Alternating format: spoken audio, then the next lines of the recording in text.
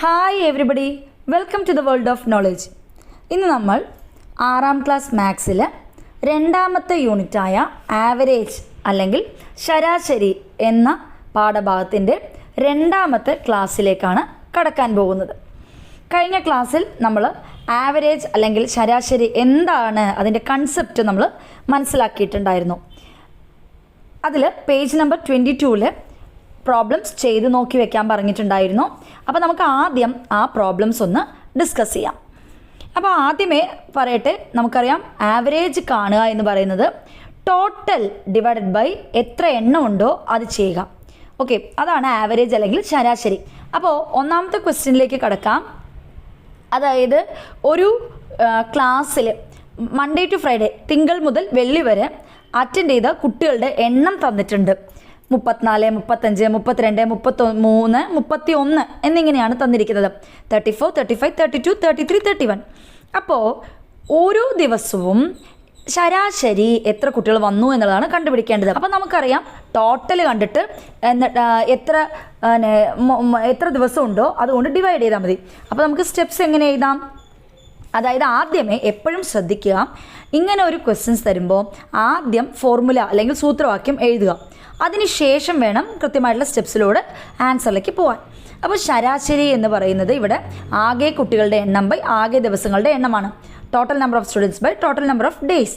എന്നിട്ട് ഓരോന്നും കണ്ടുപിടിക്കുക. ആകെ കുട്ടികളുടെ എണ്ണം എല്ലാം കൂടി കൂട്ടുമ്പോൾ 165 എന്ന് കിട്ടും, 165. പിന്നെ ആകെ ദിവസങ്ങളുടെ എണ്ണം തിങ്കൾ മുതൽ വെള്ളി വരെയാണ് അല്ലേ. അപ്പോൾ 5 ദിവസങ്ങളാണ് ഉള്ളത്.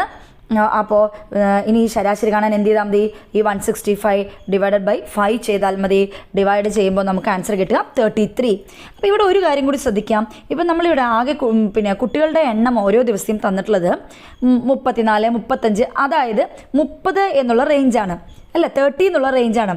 അപ്പം നമ്മുടെ ഉത്തരവും ഏകദേശം അതേ റേഞ്ചിൽ തന്നെ ആയിരിക്കും വരിക. 33 എന്നുള്ളതാണ് നമ്മുടെ ഉത്തരം. ഓക്കെ, ഇനി നെക്സ്റ്റ് ക്വസ്റ്റ്യൻ.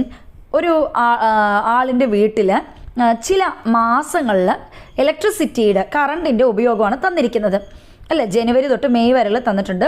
ഓരോ മാസം എത്ര യൂണിറ്റ് ആയിട്ടുണ്ട് എന്നും തന്നിട്ടുണ്ട്. അതൊരു ടേബിളിൽ തന്നിട്ടുണ്ട്. അപ്പോൾ നമ്മളോട് ചോദ്യം, അപ്പോൾ ഒരു മാസത്തെ ആവറേജ് ഇലക്ട്രിസിറ്റി എത്രയായിരിക്കും, ആവറേജ് എമൗണ്ട് ഓഫ് ഇലക്ട്രിസിറ്റി അല്ലെങ്കിൽ ശരാശരി എത്ര യൂണിറ്റ് ഉപയോഗിക്കുന്നുണ്ടെന്ന് കണ്ടുപിടിക്കണം. അത് മാത്രമല്ല, അതിൻ്റെ കൂടെ തന്നെ വേറൊരു ക്വസ്റ്റ്യനുമുണ്ട്. നമ്മൾക്ക് കിട്ടുന്ന ആ ശരാശരിയേക്കാൾ കൂടുതൽ ഏതൊക്കെ മാസങ്ങളിൽ ഈ കറണ്ട് ഉപയോഗിച്ചിട്ടുണ്ട്. അപ്പോൾ ഇവിടെയും നമുക്ക് ആദ്യം ഫോർമുല എഴുതണം, സൂത്രവാക്യം എഴുതുക. ഒരു മാസത്തെ ശരാശരി വൈദ്യുതി ഉപയോഗം എന്ന് പറയുന്നത് ആകെ ഉപയോഗിച്ച വൈദ്യുതി യൂണിറ്റ് ഡിവൈഡഡ് ബൈ ആകെ മാസങ്ങളുടെ എണ്ണമാണ്. അപ്പോൾ average amount of electricity used per month എന്ന് പറയുന്നത് total amount of electricity used divided by total number of months ആണ്. അപ്പോൾ ആകെ ഉപയോഗിച്ച വൈദ്യുതി യൂണിറ്റ് ടോട്ടലിൽ നിന്ന് കാണാൻ തന്നിട്ടുള്ള 85, 90, 75, 82, 78 ആഡ് ചെയ്യുക, കൂട്ടുക. 410, 410 എന്ന് ആൻസർ കിട്ടും. ടോട്ടൽ നമ്പർ ഓഫ് മന്ത്സ് ചെയ്തു 5. അത് രണ്ടും കൂടി ഡിവൈഡ് ചെയ്താൽ ആവറേജ് കിട്ടും 82 യൂണിറ്റ്സ് എന്ന് കിട്ടി. ഇനി ഈ 82 യൂണിറ്റാണ് നമ്മുടെ ആവറേജ് അല്ലെങ്കിൽ ശരാശരി. അതിനേക്കാൾ കൂടുതൽ ഉപയോഗിച്ച മാസങ്ങൾ ഏതൊക്കെയാണ്? ജനുവരിയും ഫെബ്രുവരിയും. 85, 90 ഈച്ച്. ഇതാണ് അതിൻ്റെ ഉത്തരം. ഇനി തേർഡ് ക്വസ്റ്റ്യൻ നമുക്കൊന്ന് നോക്കാം. ഒരു ടീമിൽ പ്ലെയേഴ്സിൻ്റെ വെയിറ്റ് ആണ് തന്നിരിക്കുന്നത്. 68 kilogram, 72 kilogram, 80 kilogram, 70 kilogram, 60 kilogram, 70 kilogram. അതിലപ്പോൾ ഒരു കളിക്കാരൻ്റെ, ഒരു പ്ലെയറിൻ്റെ ആവറേജ് വെയിറ്റ്, ശരാശരി ഭാരം കണ്ടുപിടിക്കണം. അപ്പോൾ നമ്മൾ ആദ്യമേ ഇക്വേഷൻ എഴുതുന്നു. ഒരു കളിക്കാരൻ്റെ ശരാശരി ഭാരം അല്ലെങ്കിൽ the average weight of a player is equal to എന്താണ്? Total weight of the players by number of players. കളിക്കാരുടെ ആകെ ഭാരം ബൈ കളിക്കാരുടെ എണ്ണം. ഇനി ഓരോന്നായി കാണാം. കളിക്കാരുടെ ആകെ ഭാരം ഇതെല്ലാം കൂടി കൂട്ടുമ്പോൾ നമുക്ക് 420 എന്ന് കിട്ടും. കളിക്കാരുടെ എണ്ണം 6. അപ്പോൾ ഡിവൈഡ് ചെയ്യുമ്പോൾ 70 എന്ന് കിട്ടി. 70 ശരാശരി. നമ്മൾ നേരത്തെ പറഞ്ഞ പോലെ ഇതിൽ നമുക്ക് കാണാൻ പറ്റും എല്ലാം 68, 72, 80. അപ്പോൾ ഏകദേശം 60-നും 80-നും ഇടയ്ക്കുള്ള ഒരു റേഞ്ചാണ്. നമ്മുടെ ഉത്തരം 70 എന്ന് കിട്ടി. ഇനി അവസാനത്തെ ക്വസ്റ്റ്യൻ. ഒരാളുടെ 8 ദിവസത്തെ ആകെ വരുമാനം 1840. 1840 രൂപയാണ് തന്നിട്ടുണ്ട്. അപ്പോൾ ഒരു ദിവസത്തെ ശരാശരി വരുമാനം കണ്ടുപിടിക്കണം. അപ്പോൾ നമുക്ക് സ്റ്റെപ്പ് എഴുതാം. Average income per day total income by number of days. ഒരു ദിവസത്തെ ശരാശരി വരുമാനം സമം ആകെ വരുമാനം ബൈ ആകെ ദിവസങ്ങളുടെ എണ്ണം. നമുക്കറിയാം ആകെ വരുമാനം 1840 ഡിവൈഡഡ് ബൈ ആകെ ദിവസങ്ങൾ 8 ഡിവൈഡ് ചെയ്യുമ്പോൾ 230 എന്ന് കിട്ടും. സോ ഇതാണ് ആവറേജ്. ഇനി അടുത്തത് ശരാശരിയുടെ അപ്ലിക്കേഷൻ ലെവൽ ക്വസ്റ്റ്യൻസ് ആണ്, അതായത് പ്രായോഗിക തലത്തിലുള്ള. എപ്പോഴാണ് ഈ ശരാശരി കാണേണ്ടി വരിക എന്നുള്ളതാണ് ഇനി നമ്മൾ നോക്കാൻ പോകുന്നത്. അപ്പോൾ ഇവിടെ ആദ്യമേ 22ാമത്തെ പേജ് നമ്പറിൽ ഏതാണ് മെച്ചം അല്ലെങ്കിൽ വിച്ച് ഈസ് ബെറ്റർ പറഞ്ഞിട്ട് ഒരു ക്വസ്റ്റ്യൻ ഉണ്ട്. ഔസേപ്പ്, അബു എന്നീ 2 ആൾക്കാർക്ക് വ്യത്യസ്ത ഇനം തെങ്ങുകളാണ് ഉള്ളത്. Different types of coconut trees ആണ് ഉള്ളത്. ഓരോരുത്തർക്കും എത്ര തെങ്ങുണ്ട് എന്ന് തന്നിട്ടുണ്ട്. ഓരോരുത്തർക്കും ജനുവരി, ഏപ്രിൽ, ഓഗസ്റ്റ്, നവംബർ മാസങ്ങളിൽ എത്ര തേങ്ങ കിട്ടിയെന്നും തന്നിട്ടുണ്ട്. ഇനി അപ്പോൾ ഇതിൽ നിന്നും ഏത് ടൈപ്പ് തെങ്ങിനാണ് കൂടുതൽ വിളവ് അല്ലെങ്കിൽ കൂടുതൽ തരുന്നത്, ബെറ്റർ ഈൽഡ് ഏതിനാണെന്ന് ചോദിച്ചിട്ടുണ്ട്. അപ്പോൾ നമുക്ക് ജസ്റ്റ് എണ്ണം കൂട്ടി നോക്കി മാത്രം കണ്ടുപിടിക്കാൻ പറ്റില്ല. കാരണം ഒരാൾക്ക് 20 തെങ്ങുകളാണ്, ഒരാൾക്ക് 18 തെങ്ങുകളാണ് ഉള്ളത്. അത് മാത്രമല്ല വ്യത്യസ്ത ഇനം എന്നും പറഞ്ഞു. അപ്പോൾ ഇങ്ങനെയൊക്കെ വരുന്ന സന്ദർഭങ്ങളിൽ തെങ്ങുകളുടെ എണ്ണം വ്യത്യസ്തമാണ്, അതേപോലെ കിട്ടിയ തേങ്ങകളുടെ എണ്ണവും വ്യത്യസ്തമാണ്.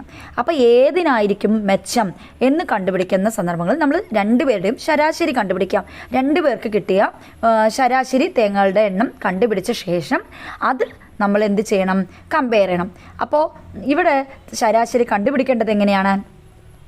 ആകെ തേങ്ങയുടെ എണ്ണം ഡിവൈഡഡ് ബൈ തെങ്ങുകളുടെ എണ്ണം, total number of coconuts divided by number of coconut trees.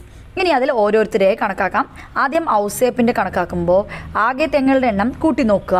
160 + 280 + 200 + 260 സമം 900 900. ഇനി ഔസേപ്പിൻ്റെ ആകെ തെങ്ങുകളുടെ എണ്ണം 20.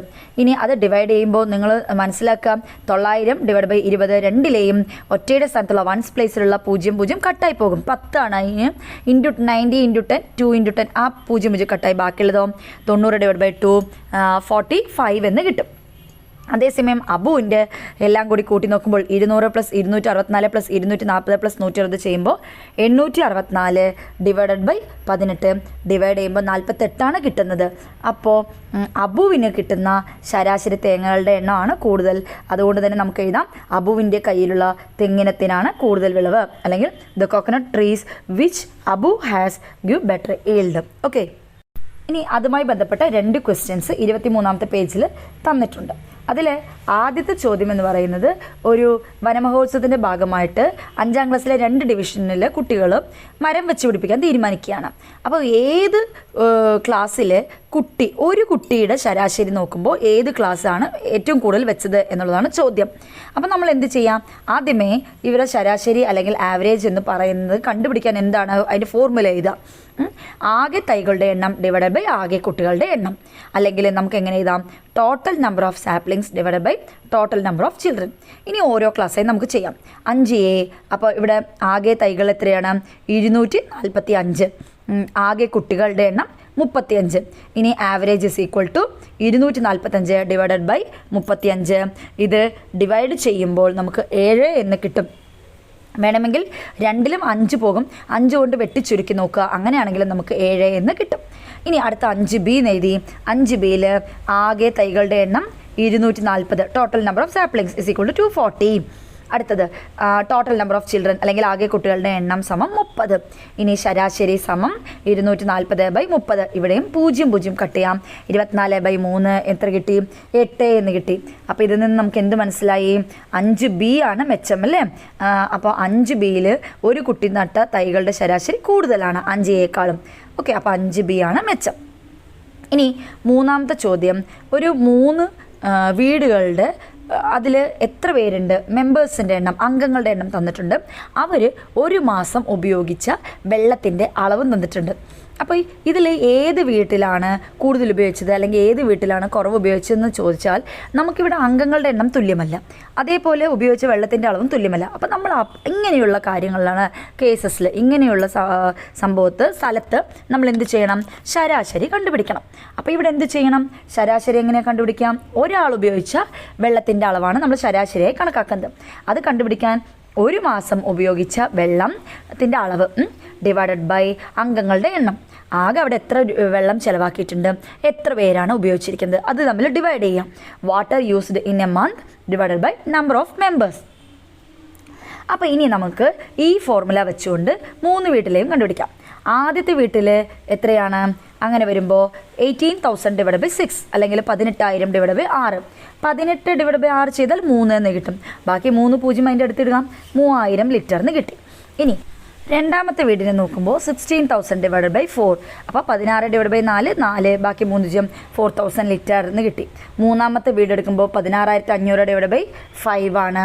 അപ്പോൾ അതിനെ നമ്മൾക്ക് ഡിവൈഡ് ചെയ്യുമ്പോൾ 3,300 ലിറ്റർ എന്ന് കിട്ടും. ഓക്കെ, അപ്പോൾ ഇതിൽ നിന്നും എന്ത് മനസ്സിലാക്കി? രണ്ടാമത്തെ വീട്ടിലെ ആൾക്കാരാണ് ഓരോരുത്തരും കൂടുതലായിട്ട് വെള്ളം ഉപയോഗിച്ചിരിക്കുന്നത്. Second household used most water per person. Okay, പാഠത്തിൻ്റെ അടുത്ത ഭാഗവുമായി വീണ്ടും കാണാം. ഈ വീഡിയോ ഇഷ്ടപ്പെട്ടെങ്കിൽ എല്ലാവരും ലൈക്ക് ചെയ്യുമല്ലോ. ഇനിയും സബ്സ്ക്രൈബ് ചെയ്യാത്തവർ സബ്സ്ക്രൈബ് ചെയ്യുക. Thank you for watching.